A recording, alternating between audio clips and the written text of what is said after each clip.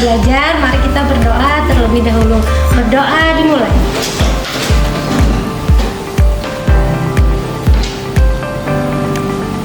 Berdoa selesai. Berdasarkan kondisi di SMA Negeri 1 Kapuas Timur, yang mana dalam pembelajaran ekonomi untuk materi struktur pasar, hasil belajar peserta didik belum mengalami peningkatan. Hal ini disebabkan oleh kurangnya inovasi dalam pembelajaran, kurangnya motivasi peserta didik dalam mengikuti pembelajaran, serta kurangnya keaktifan peserta didik selama proses belajar mengajar. Maka pada tantangan kali ini saya mendesain pembelajaran dengan menggunakan metode bermain peran atau metode role play pada materi struktur pasar. Apa yang tahu? Kenapa?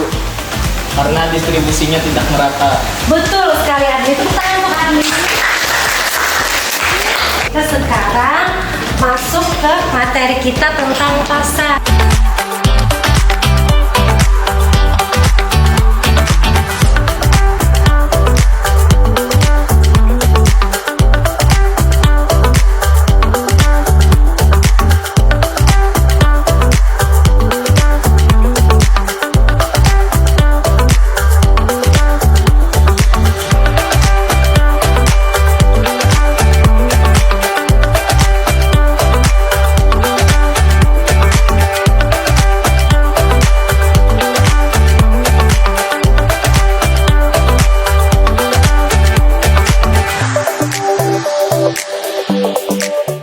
Jadi tujuan pembelajaran kita pada hari ini adalah yang pertama mengidentifikasikan ciri-ciri.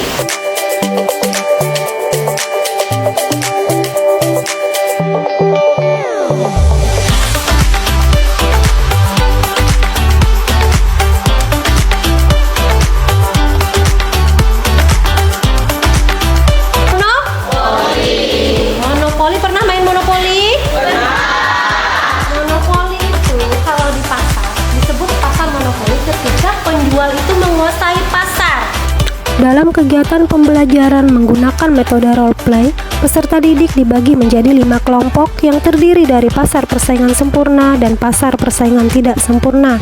Untuk pembagian kelompok, saya menggunakan alamat website Wheel of Name agar peserta didik masuk ke dalam kelompok secara acak. Setelah pembagian kelompok, peserta didik berkumpul dengan teman satu kelompoknya untuk berdiskusi mengenai peran dan situasi yang akan mereka tampilkan. Setiap kelompok kemudian maju ke depan memainkan peran mereka sebagai penjual, pembeli, dan pihak yang terkait dengan struktur pasar. Peserta didik terlihat antusias dan aktif dalam pembelajaran.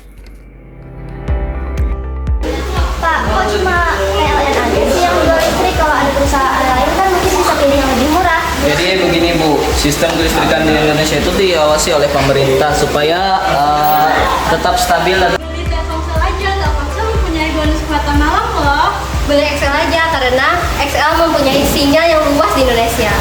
Beli Indosat saja karena banyak bonus teleponnya.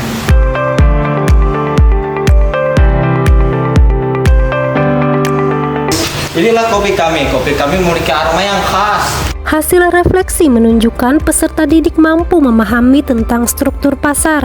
Peserta didik menjadi lebih aktif dan mampu bekerja sama dalam kelompok.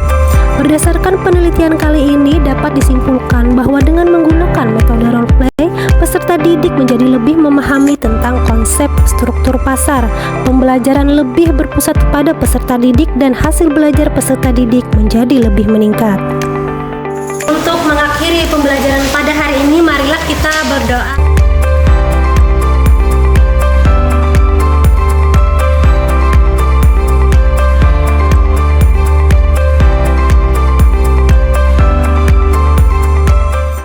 Saya sangat senang dengan kegiatan pembelajaran hari ini. Kita bisa berkreasi untuk memainkan peran sebagai penjual dan pembeli. Belajar hari ini sangat seru. Pembelajaran kali ini tidak membosankan karena ada bermain peran. Pembelajaran yang saya lihat cukup menarik. Dengan bermain peran, siswa jadi bisa berkreasi sehingga selain aktif, siswa juga dapat mengasah kreativitasnya. Pembelajaran dengan metode bermain peran ini sangat bagus dan menyenangkan menurut saya. sehingga siswa tampak antusias dan aktif di dalam pembelajarannya.